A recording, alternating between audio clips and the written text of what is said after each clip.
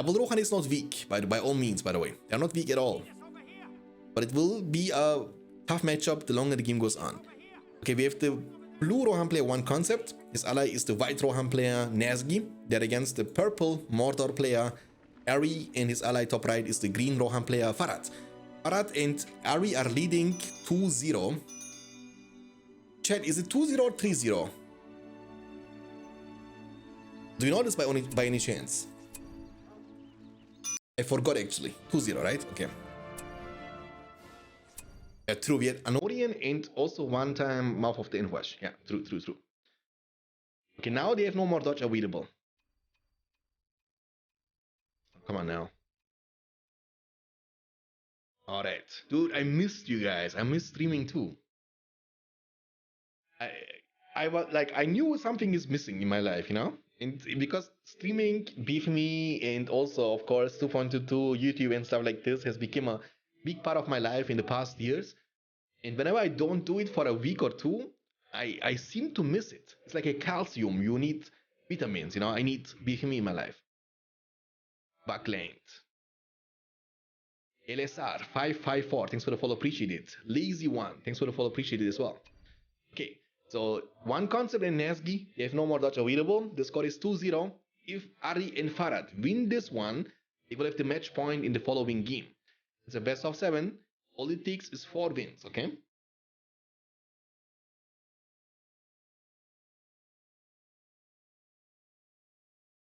I will fix this, no problem. Prediction?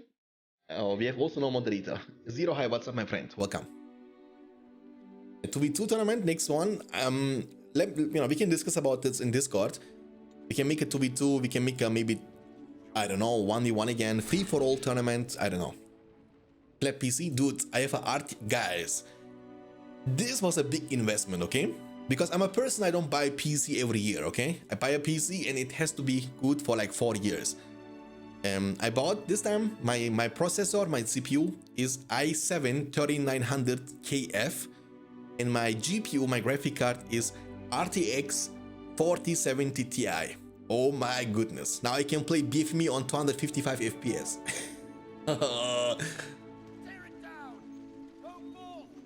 I will make you mods. Let me do this actually. Okay, so you can go ham. You know, on the beds, you know. I'm Balindru is sleeping.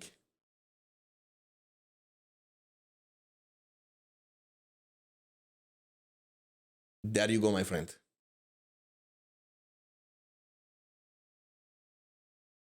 I couldn't make it.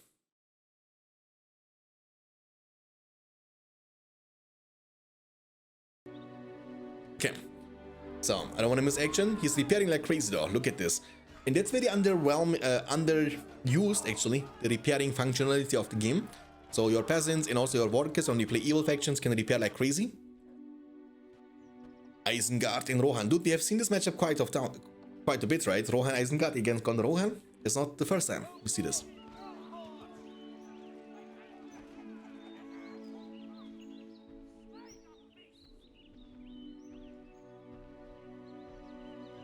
I mean, my cousin is a computer freak, so he was recommending me the KF.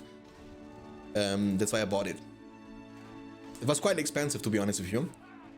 But again, am I gonna use the PC for like for the next 4 years, you know? Oh, the Hobbit has been killed. Okay. 3-4 furnaces for Isengard player Farad. He's gonna eventually rush Lords in this game. They have plenty of peasants still up on the field. Uruks are still defending, and when Warchan is off, you can actually fight back. GONDOR is pressuring. In the meantime, the GONDOR Rohan team at the bottom side are pretty much untouched. Hobbit was able to capture this and defend against the peasants. It's pretty nice. Now you need to think about this. Again, I'm not a big fan of this opening for Nazgi, because he went for his stable again way too soon. So double farm, look, you need to think about this, right? You have only 10% discount. Each Gondor Knight have like an original price of 800. So you get 10% discount, it will cost 720. If you make one more farm, your eco is going to be greater. You will get a bigger number of food bonus. That means your eco will be greater, your knights will be cheaper, and you can fill up your base way faster. So blacksmith farm, especially when you have only 2 farms outside. The Rohan player is going for 3 farms, you see? And he has 2 farms outside too. So he has in total 5 farms and he will get discount for 20%. Then Rohirrim will cost 480, while your knights cost 720. It's 240 extra money you need to pay compared to your opponent. It's a big number. Lords has been recruited. A good looking base for Isengard, 5 furnaces. It's gonna be good to go. We have still, you know, on this map we have like plenty of creeps. We have a troll layer in the middle of the map protecting this outpost, which is the only outpost. It's a very small map. It's a bit smaller than Anorian, and there is no camp, but there is an outpost in the middle of the map. We have creeps, wargs protecting those 2 farms, and also topside. So you have actually 4 creeps, 4 warg layers on this map, 1 troll layer. On Anorian you have 2 warg layers and 2 troll layers. So more creeps on this map.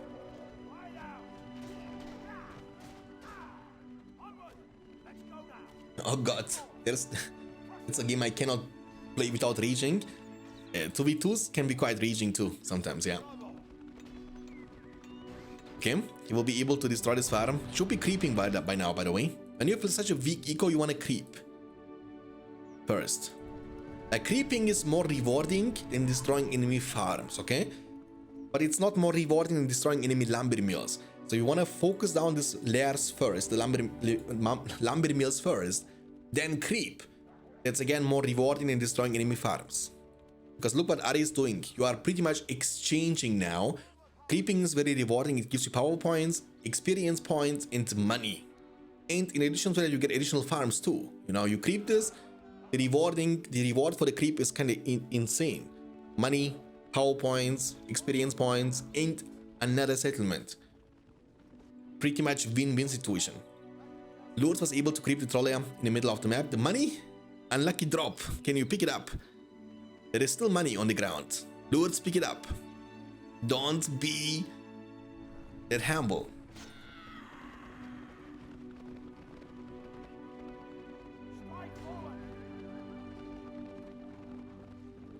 Dude, League of Legends. Armory coming up for Isengard already. Pretty greedy. And again, no communication. They are both going for the horses, which is something you don't want to see that often.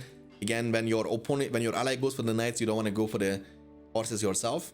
What I would like to do, when I would play Gondor and my ally would be Rohan, I would not go for knights. I would fill up my bees, recruit Boromir, send Boromir to this location to creep this layer, get him to level 4, make Faramir, send Faramir to the middle creep or to this creep. Avoid Lourdes as long as you can, buy the middle camp, and then recruit archers and tower guards. And ask your ally for Theoden, then you have Boromir leadership, eventually Faramir leadership, and then Theoden leadership, plus statue, plus well in the middle of the map, which can be quite hard to play against. But if you both go for horses, your opponent has to just recruit pikemen and he's good to go. Like, think about this like a rock, paper, scissors system, right? And you only recruit one type of a unit, your opponent can counter your unit with only one type of a unit himself. So all he needs to do is recruit multiple pikemen, and your horses, Rohirrim and the Gondor Knights, are gonna be completely useless. They cannot play the game anymore, right? It's not possible. Look, he's now feeding Lourdes. He was at least able to creep this, recruit peasants to counter the pikemen, by the way. That's what you need to do. Peasants can slaughter the pikemen. If now Theoden for Ari. Ari has a very good looking map control. 1, 2, 3, 4 farms outside, full bees almost. He needs to build a well here and 1 more farm here. Stable level 2. And also the horseman shield gonna be quite nice because it will give you also additional tankiness against horses. You get 20% armor versus enemy knights or Rohirrim. Lots of Rohirrim up on the field. No more creeps left on the map backland. Lourdes is chilling, waiting for the opportunity, making combos, and has untouched eco. His 2 mills again have not been destroyed for a long time. And Faramir has been recruited. Again, the same situation like in the previous game. The longer you wait, the later you recruit your heroes like Faramir and Boromir, the harder it will be to level them up. Because now he has, Theoden around him. He has more armor for the horses. So you need to shoot them like 4 or 5 times to kill one single horse. And then later on they will have heavy armor too. That means you will need to shoot them like 10 times to get into level 4, you know what I mean? So it will be harder later on. Oh, he crippled him, and boom, there comes level 5. Now you are in a prison situation. Rohan was able to capture the middle camp, middle outpost here for his ally. His ally can now rotate to the spot with his combos. He will have even sustain, more damage leadership, more armor leadership. It's a disaster, boys. It's a disaster. Not a spot you want to find yourself in. Guys, dude, in June, this year in June, Diablo 4 is gonna drop. I will buy this game. I will play the hell out of Diablo 4. And also later this year, there will be Age of Mythology Untold. Also a new game. Age of Mythology, by the way, if you don't know, is my second favorite RTS game. Age of Mythology. I will play this game so incredibly. Oh my. I will play 500 hours in 10 days. I know that doesn't seem to be possible, but I will make it possible. Lords running from Boromir. It's very uncommon. How you wanna kill Lords, dude? Oh, he got one arrow. Triple. Oh, you shall not move, Boromir. And now what? And now what? Look, they have leadership. They don't die, you know? Heal has been used. Commit to the combos. The combos are so tanky now with Theorin and Lourdes and Warchant. You can't. You just can't. Did Faramir die? Actually, no. Faramir shooting. Safety. Ooh, Lourdes. The Boromir Slayer. Just like in the films. Dude, you know, that's the reason why Isengard has only 2 heroes. Lourdes and Saruman. But Lourdes, all alone for 1400, is actually worth like 3 heroes himself. Like, I would say, in 99.9% of the cases, Lourdes is better than any hero which costs less than 3000. Like, look at what he has: crazy damage, cripple, leadership, and pillage. All of that in one single hero. That's crazy.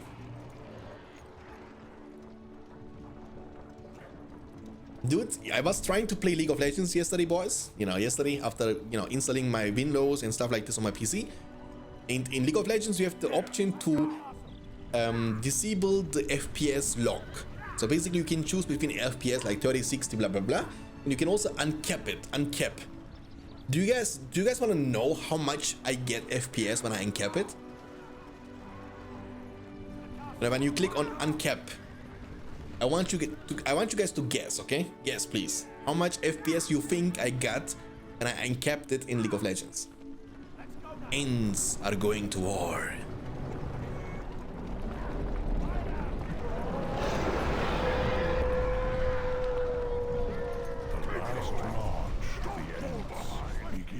The last march of the ends begins. Over 1,000, guys. Over 1,000 proselytes. 1,000 something. I've never seen an FPS number this high in my life. I was freaked out, and it was so funny because you can't see anything anymore. Your character is jumping around. I can show you guys later on. No problem, I got you. Ultra settings. I'm using the highest, very high, ultra, very high. All of that crazy stuff. Unrivaled, what's up, my friend? Welcome to the stream. Okay, used one arrow on one of the ends. Oh, Lord's getting knocked down on the ground from a trebuchet. But doesn't deal too much damage, and all they need to do now is just go ham, and that will be the end of the game number 3. What a performance by Ari and Farad. I mean, to be honest, they got better. I remember their first game in this tournament. The longer you play, the better the synergy will be between you and your teammate. And that was a random ally tournament, right? You don't get to choose your ally. You will get a random ally. And Farad is an experienced player himself. He doesn't play this game since 5 months. He's playing this eventually since over 5 years. One more warning arrow on this end. Trebuchet will get the chance to shoot maybe one more time. Nah, he won't be able to shoot one more time. Boromir, level 3, can't really do much. The Ents, they have no more time left in Middle Earth, but he can recruit Treebeard, the daddy of the Ents. Cripple has been used on Faramir, and there comes the GG, offensive GG once again from Ari, as Lourdes is able to kill this time the brother of Boromir. GG from Nazgi, as his base is about to get destroyed.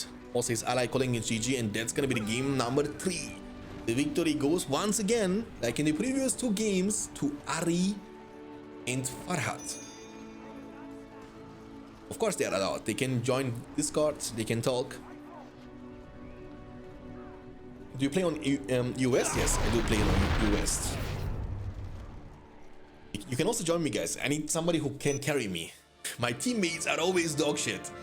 Okay, so we have the pink Mordor player, one concept. His ally at the bottom side is the red Gondor player, Nazgi. They're against the purple Rohan player, Ari. I think he was getting to play Rohan pretty much all game long so far.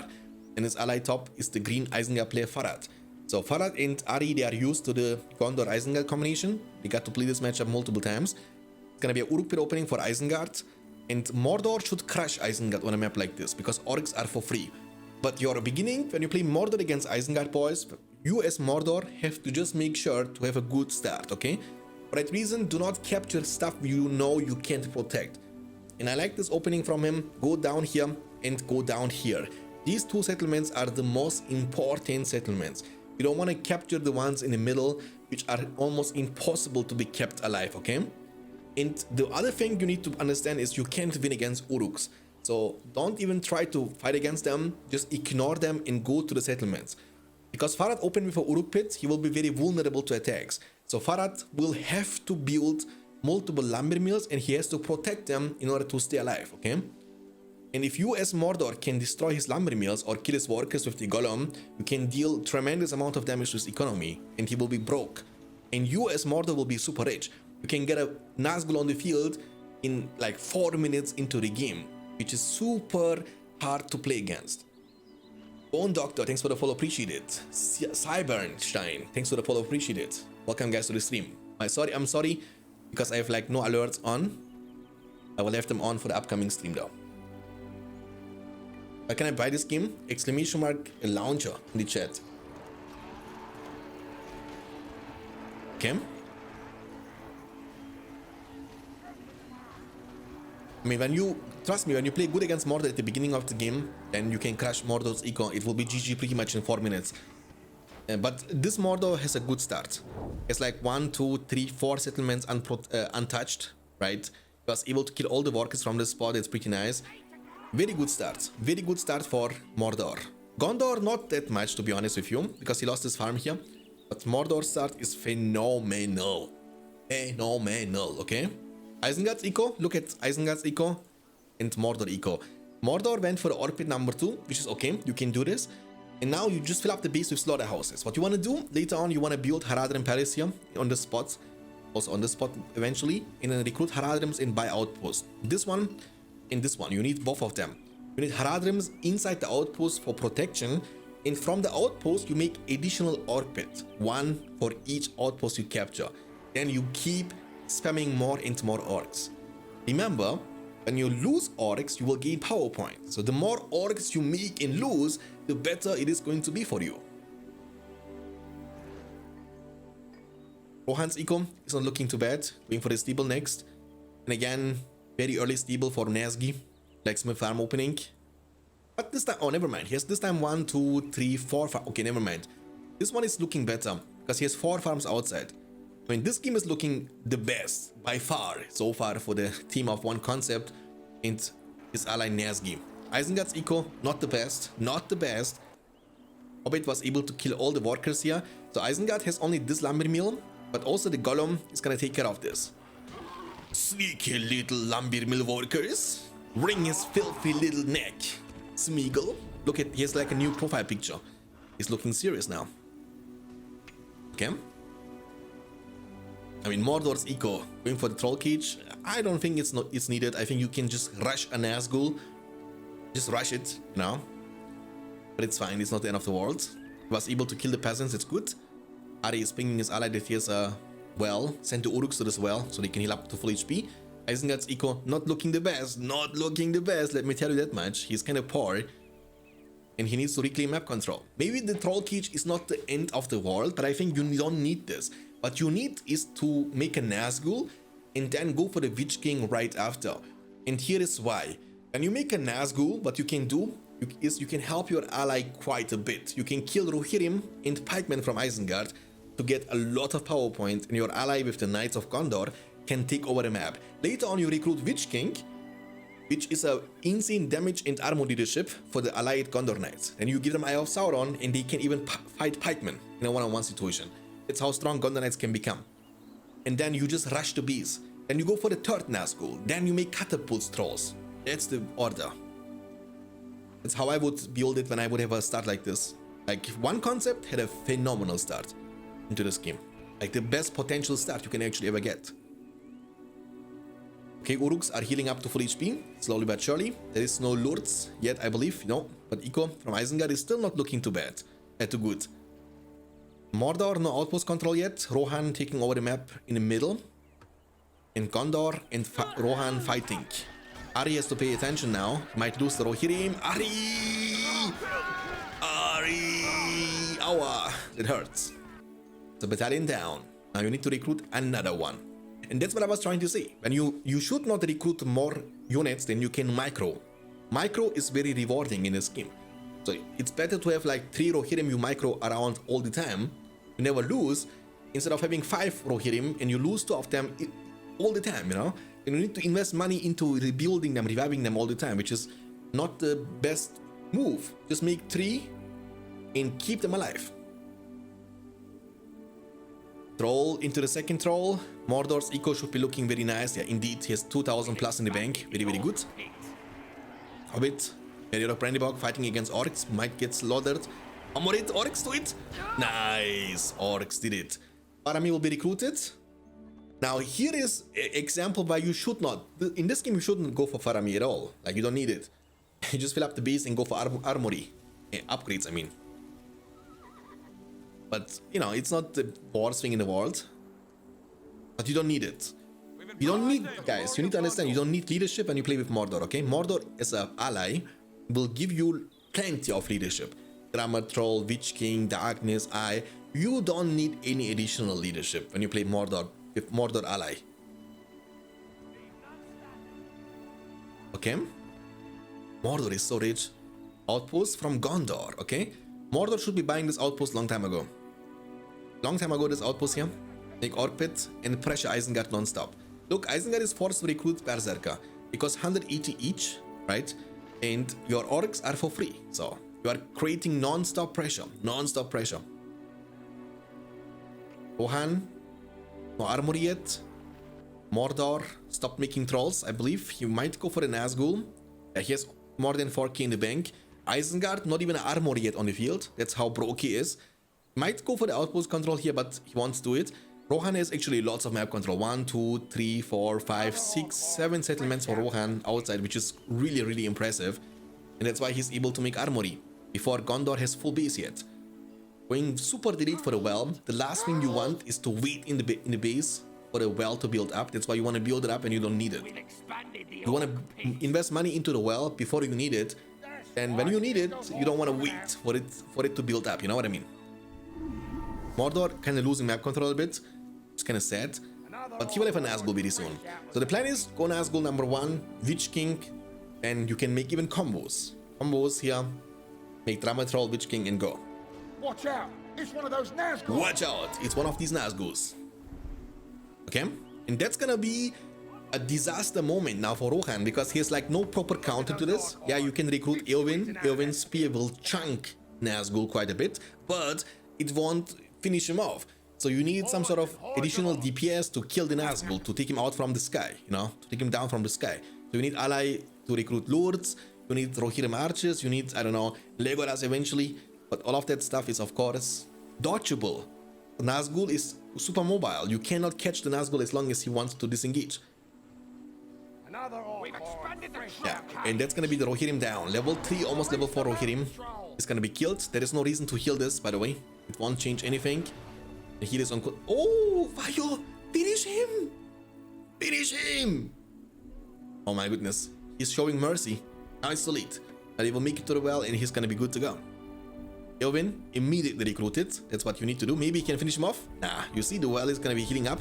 Or, oh, 1 HP left. And you see, they will respawn all the time. That's why you should be finishing him before this happens. But it's okay. I mean, he can kill more Rohirrim here. Be annoying, you know. Eowyn will smite you. It will chunk. Watch this. I am no man. Oh, Also, Armory is able to shoot, and the Nazgul will get what, to 30% HP, but he's gonna be good to go. Okay.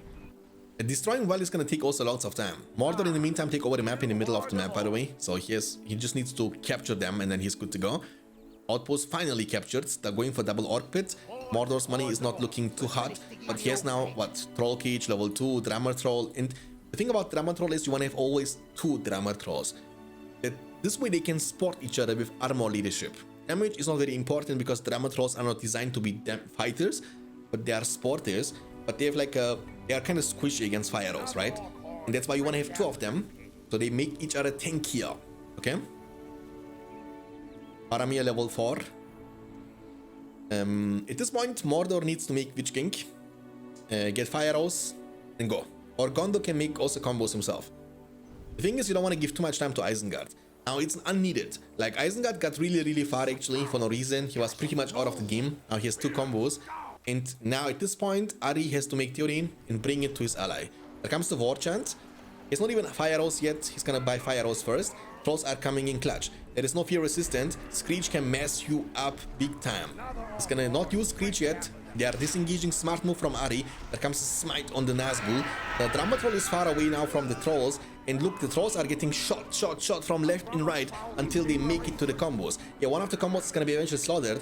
And the Gondor Knights are coming now for the Beast Rush. That's a big push, but I think it's gonna be a big fail at the same time. The armory has been actually demolished by the Isengard player. He was able to buy all the upgrades. And the units are scared from the troll's appearance. They can't even shoot at him. That's how mighty a troll is.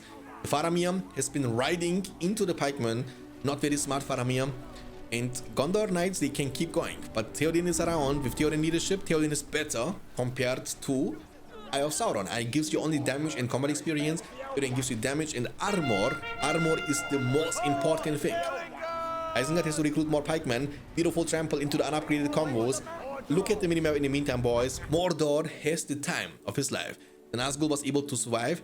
And at this point, Mordor will grow rich, more wealthy. Go for the Witch King.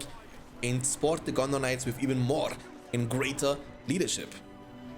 Yes, Rohirrim archers still on the field, but without Eomer leadership, without War Chant, without Glorious Charge and high levels, and especially without fire arrows, they can't really do much. Orthanc is going to be shattered into pieces. There comes the vision of Palantir, but Orthanc won't be protected as it's being splintered into pieces, okay? And in the meantime, Gondor has good map control. Mordor has amazing map control, even though he was not even able to buy most of these settlements for no reason. He was not paying attention. There comes a smite from Eowyn, but you need some follow-up. You need something that can shoot, which Isengard doesn't have. And you see, that's why you should never ever start with a Uruk pit against Mordor on any map you are playing, okay? When you play Isengard against Mordor, start with double furnace. Don't build Uruk pit. It's so risky. A good Mordor will crush your eco if you do this, and if you lose your lumber mills or lose your workers, then your eco will be doomed. It's not worth it. Start with double furnace against Mordor. GG is gonna be called, and there is still a hope. A false hope, but a hope. The score is 3-1, and we're gonna be jumping into the game number 5.